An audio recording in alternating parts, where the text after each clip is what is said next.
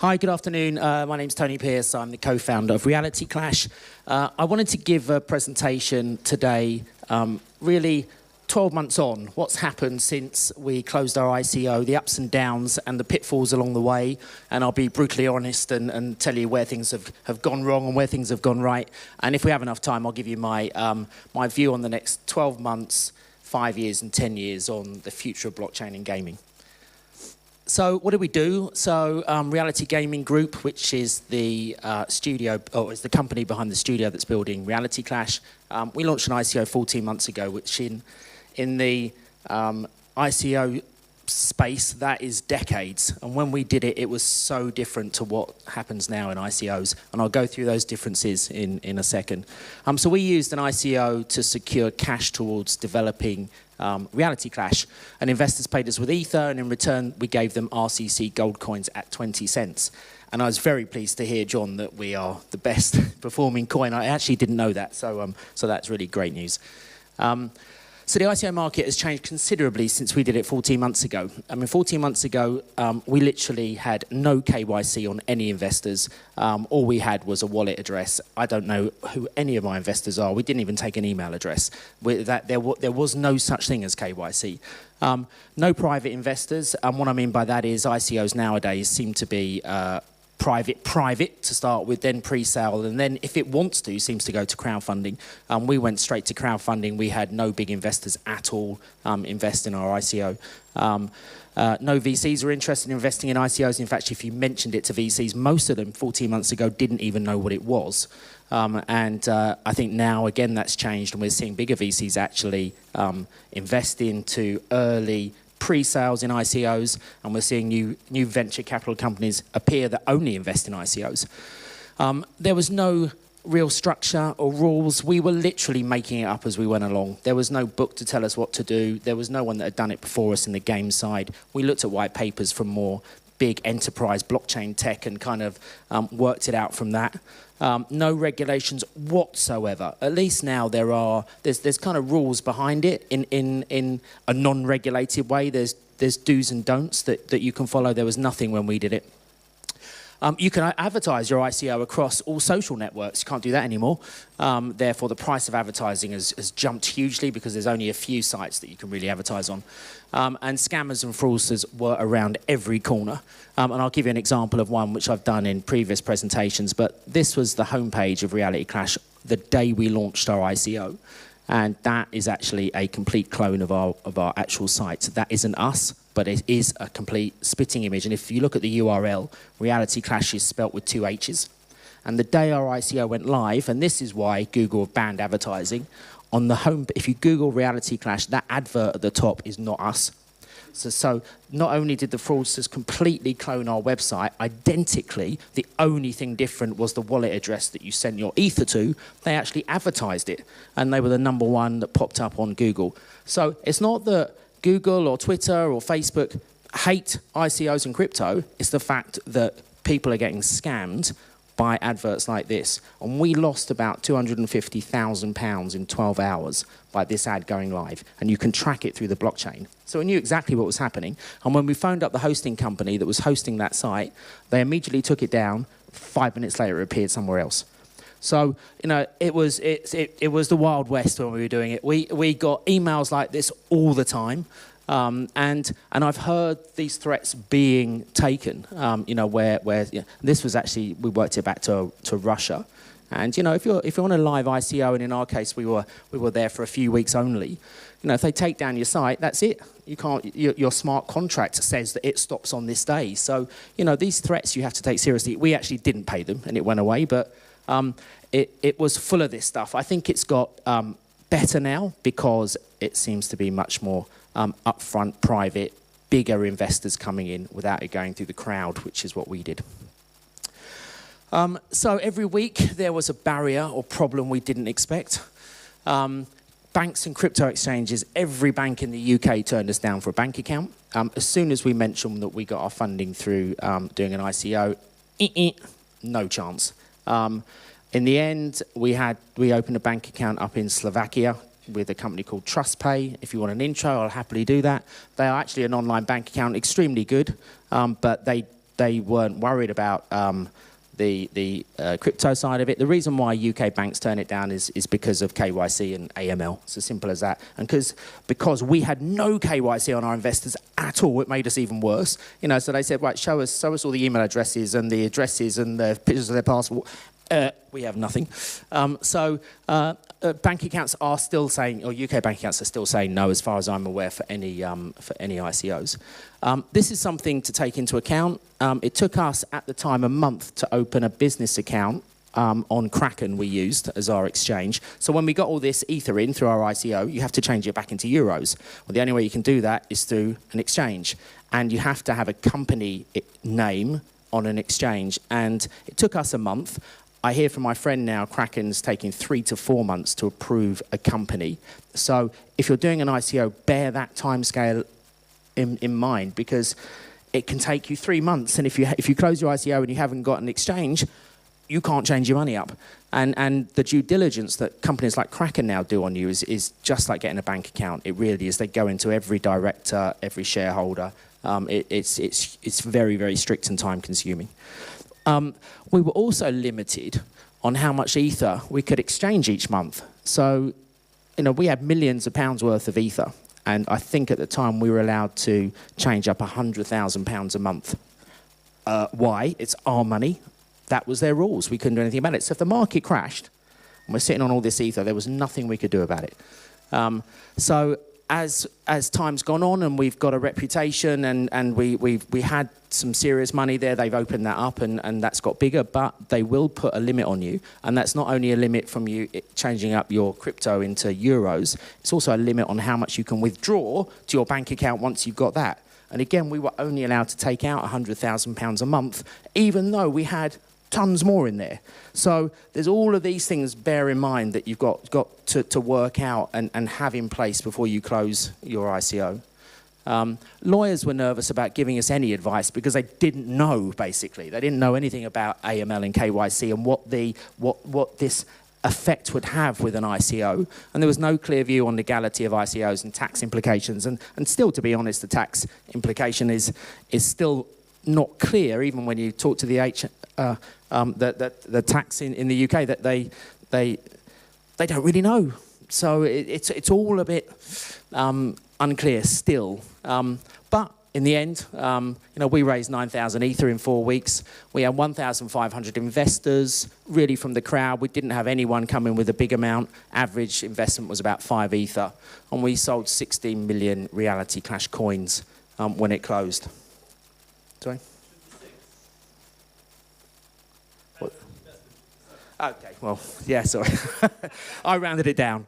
It's crypto. Right. So what happened after our ICO? Our token value dropped by 50%. And the reason it dropped by 50%, and I'm not saying this is for everybody, but what tends to happen in an ICO is you tend to give away bonus coins, and you tend to give away coins to people that, or you call them bounty coins or airdrops, to allow, give people free coins to help promote the ICO. It's quite a common way. Just remember, these are free coins. And as soon as it goes on an exchange, these kids will sell them. Right? And that's why 9 times out of 10, you see ICOs drop in value, because suddenly everyone that's got these free coins or these bonus coins that you've given away as incentives will be sold. So there's no liquidity in the market, the coin value starts to go down, there's no one buying it, and suddenly the market's being flooded. So again, bear that in mind. It's not uncommon that this happens, but 9 times out of 10 it does. When we launched our store, however, in June, our Reality Clash coin price increased by 380%. So it dropped 50 and then shot up. And the simple reason it shot up is finally there was a utility that the investors in our ICO could go and spend their coins on. There was a reason to actually use our coin, and there was a reason for people to start to buy them on exchanges. So again, just some advice, and I've watched other ICOs do this before, and sometimes it's investors putting them in this position. It's as soon as the ICO finishes, you get tons of emails going, when are you going to be on Binance? When are you going to be on the big exchanges? When are you going to be on this? Because actually, all they want to do is flip the coin. They didn't give a crap about the game. They just want to make money on what they've done, the value of that coin in the ICO. So we were very strict. In our white paper, we said, The investment is for us to invest in the development of our game. It's going to take 12 months minimum. When the game comes out, that's when we're going to be on the big exchanges. That's when we're going to do some marketing. And that's when people are going to want to buy the coin, and hence the coin value will go up. So for the next 12 months, you can send me a million emails going, when are you going to be on the big exchanges? We won't be. End of story. And funny enough, when you say that to people and go, that's what we said in the white paper, they actually go, oh, okay, I hear you now. And so don't be pressured by people just going, when are you going to be on the big exchanges? Go on the exchange when you feel it's right for your business. Now, there are uncentralized exchanges like Ether, Delta, and a few others where your coin will appear because they're decentralized and it just will appear on it. But you know, the bigger centralized ones, just wait until the time's right for you as the business. And it will work in both ways. So we waited, and we waited until we had something that you could go and buy stuff with our coins. So we opened this store up. We sell these guns now, and the coin price shot up because suddenly everybody wanted to buy coins on exchanges. So RCC, I think today is worth about 10 cents. So 400 RCC, that's $40 that gun's costing. You know, it could go up to 20 cents very quickly, the coin, so that's $80. You know, these aren't cheap, but people are buying them because they generally think they're going to be worth more because you can trade them. It's like crypto kitties, but for guns. You know, you become a virtual arms dealer, you know, and they're all limited edition. If you look at the top left-hand side, there's 9 out of 30 left. So we only made 30 of those. And once they're sold out, we will never, ever make another one again. And when you buy this with our coins, we tokenize it on the Ethereum blockchain. You get a certificate in an email, and it's a proof of purchase that you own this gun. And we can actually follow its lifetime. We can follow how many kills it's had, how many shots have been fired, how long it's been out there in the game itself. So it's quite interesting to see through the blockchain how these things have been used and sold. We launched, I think it's here, so the reason you buy the guns is that you actually own them. They believe that they're going to go up in value. You can make real money. You can trade the RCC on exchanges into fiat currency. Each gun is logged on the blockchain with a certificate, proof of purchase, and then plus you can, if you want to, when the game comes out, use the gun in the game and look really cool, because you might see someone with this really limited edition blockchain skinned gun and go, where did he get that from? And the only place you can get it is to come back to our website, into the trading platform, and buy it off someone if they want to sell it. So you can either just use it as trading, or you can use the gun in the game and look different. So we launched with 26 guns. 75% of our guns sold out in 24 hours. To date now, we've had 300,000 Reality Clash coins spent in our Armory store since we launched. We launched the world's first crypto skin gun, so we have 6 different skins, all around different crypto names, and 2 guns are launched every week. The guns, though, we have a team of developers in the Philippines that are just focused on making really, really cool guns, and they are top quality. I mean, if you look at them, you can see them close up, you can spin them around. The sound effects are exactly as the gun should be. You know, they are console quality weapons. And this is one of our top sellers, is the Bitcoin machine gun, and that's the skin it comes with. We only had 60 of those. These sold out in about 2 minutes. This was our top seller, actually, the Sigourney flamethrower, and quite cool. The Reality Clash skin, which is pretty, that one there, so there's nothing much on it. It seems to be the most popular. That one, and then followed by Ether and Dogcoin, actually, is the top 3 skins. So just going back to post-ICO and the exchanges. So, you know, both IPOs and ICOs share one thing in common. Your stock or token go up and down in value. Investor confidence is key. And, you know, we stuck to this, and John's just proved that Reality Clash coin is now the best performing coin this year across every game token. So, you know, if you stick to these token economics, don't rush it onto exchanges, make it the product good. Your coin should go up in value. There's no point getting market makers to make it go up or down. Just make the product good. You know, your token needs to start exchanges. The problem with exchanges now, the big ones, are charging a lot of money. Binance, the last I heard was $1 million to get your coin listed. Cryptopia, a very small exchange, $65,000. I would never pay one exchange, just to let you know. I think it's absolutely outrageous that they can that they can charge that. But they will comment that $1 million, if the coin goes up, you'll make 10, right? So that's their answer. Personally, I don't have that kind of money to spend on an exchange, and I would prefer to go on the smaller ones and then see how it goes and then grow. And if you advertise to all of your users where to get it, they just click and they go to another exchange. If it's quite a good exchange and easy, they don't need to go to Binance. And in fact, Binance has so many coins on it now, it's hard to find the one you want. Don't go to exchanges too soon. Constantly communicate to your investors.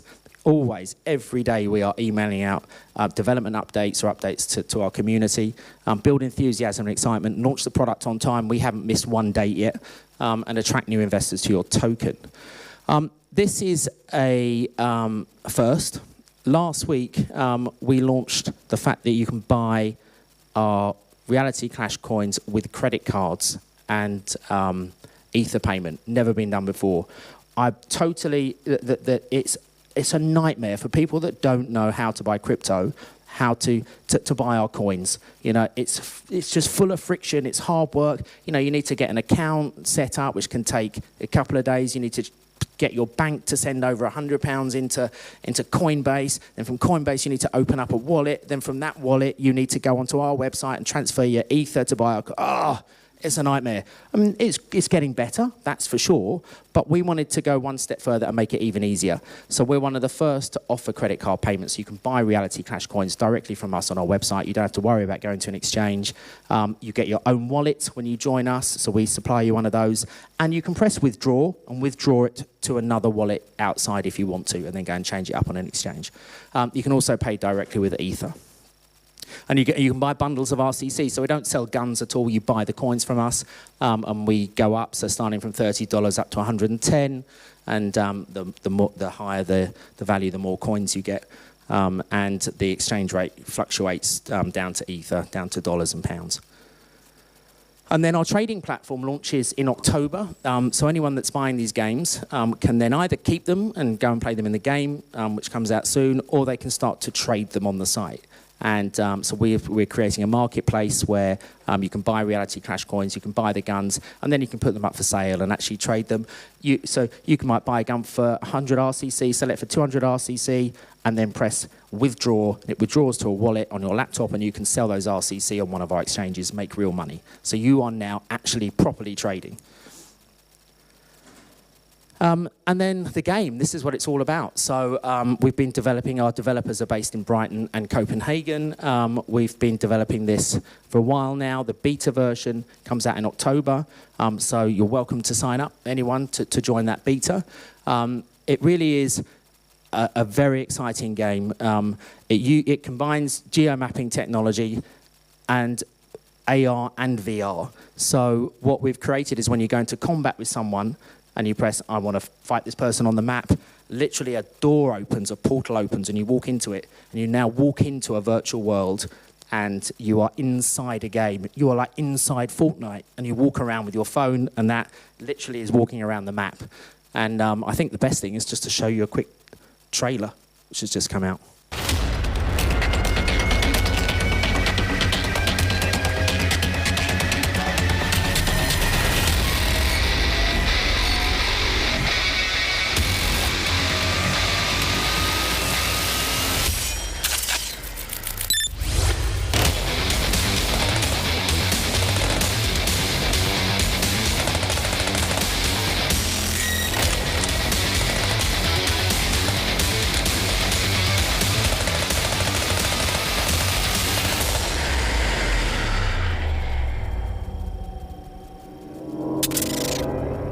So the worlds that you actually step into are different depending on how far away the person is you're going to combat is on the map. So they're quite huge, and because we've created those worlds, we can change the colour, look and the feel. We can go to advertisers and they can take over the world for a week.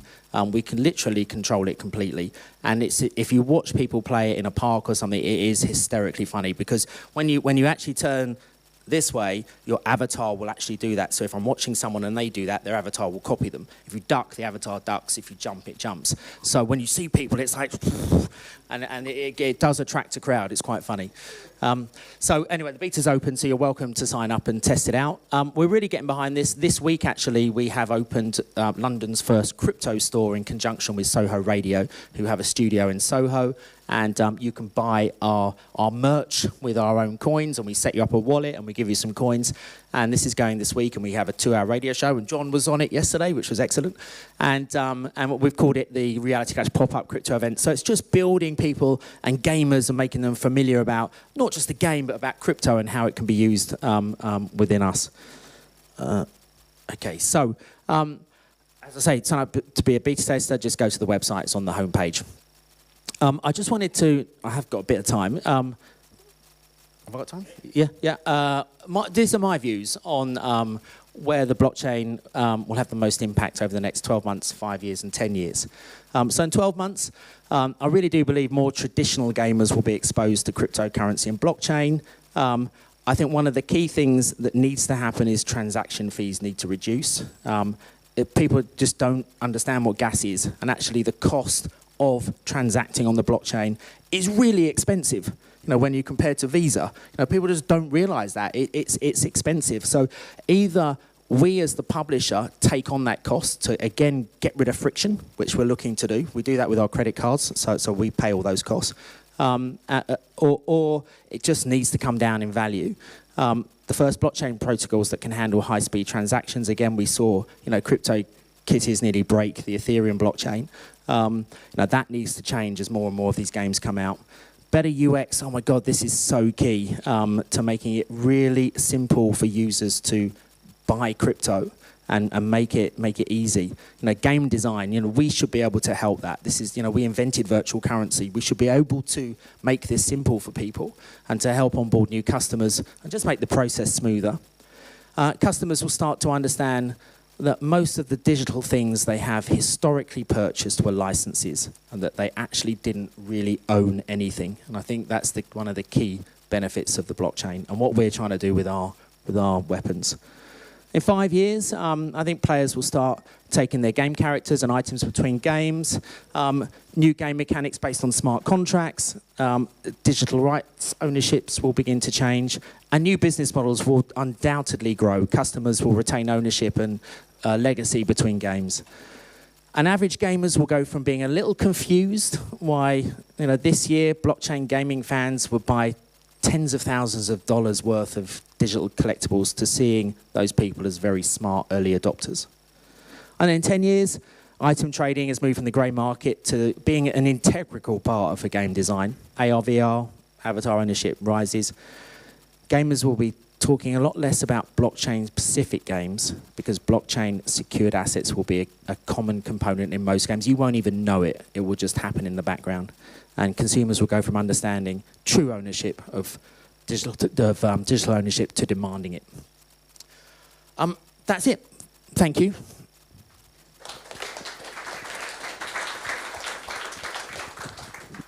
Lovely, thanks, Tony. Time for a couple of quick questions, if we have any. Maybe one quick question. I'm being informed. Okay, can you say who you are and where you're from? Hi, thanks for the talk. I'm a big fan of Reality Clash. I'm a game designer from Czech Republic. And my question is, when you release new guns, does the cost of the gun reflect the value of the coin? If the markets are doing something, do you care when you set the values for the guns on the shop? No, we do care. So we have two very separate currencies. We have the App Store currency, and in fact, so let me talk about Apple. So we have the App Store currency, which we've called a silver coin, and we have our cryptocurrency called a gold coin. The silver coin on the App Store, when the game comes out, is like any other in-app purchase, but you buy bundles of silver coins. So for 99 cents, you get, I don't know what it is now, let's say it's 50 silver coins. For $5, you get this, etc. Those App Store purchases allow you to buy, I call them black and white guns, right? They're exactly the same look as what you see on our website, but they don't come with the same skins. They do the same thing, that gives you no advantage, but you cannot trade them. You cannot take that App Store gun out of the App Store and come onto our website and trade them on our trading platform. The only way you can trade them is to buy them on the platform. So if you buy them on the platform and then you take it into the game, the way that we've approached Apple on this, and Apple haven't agreed yet. So there's still no. I mean, the last presentation said you will never get it on Apple. I do believe that they're not. They will look at something. They don't want to kill this market. But the way that we have proposed so far is when you buy the gun on our website and you take that gun into the game, the tradable one, you then have to unlock it. You have to unlock it by buying silver coins. Right, so unfortunately, you traders have to pay a bit more, but you can trade them, and they're limited edition. And that's the proposal we've put to them, and they seem to be thinking about it. Not definite, but that's what it is so far. In terms of the pricing, it will never be above what we've set them right now. It's pegged to what the final ICO ended at, so it's 20 cents. So that's what it will always be pegged at. And we don't want to ever go above 400 Reality Clash coins for a gun. I say never, but that was the plan, because it could just get too expensive. So I think we have to look at it every week, basically. But you don't want it to be too expensive, otherwise people aren't going to trade and make a profit, and that's the whole reason for doing it.